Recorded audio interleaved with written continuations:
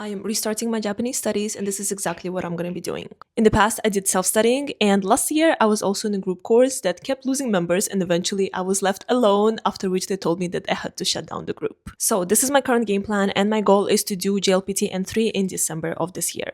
First, I'm doing another group course that runs once a week for 2 hours by Japan Switch, but they've now rebranded into OneCoin English. We're using this Marugota textbook, and its level is between N4 and N3. To be honest, I've never heard anyone ever recommend this book, but there was no choice, so we will see. One thing about this book is that you gotta know some kanji because this is the very first passage and we already have kanji here. Then there are two things I know to be true. Number one is that it's absolutely not enough to just do class once a week.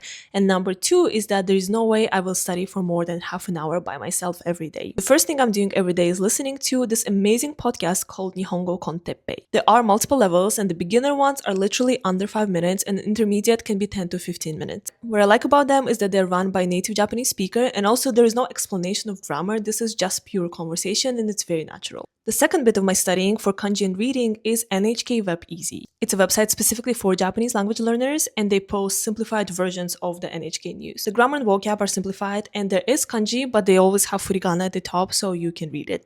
And lastly, for kanji, I don't think there's any other way to learn but to sit with a notebook, write every stroke, and just memorize it. So I got a notebook with a large grid like this, and I do 2 kanji a day. And if you think that's not much, that is exactly the point, because anything big and scary I just won't do because there is enough stress in my life with running a company.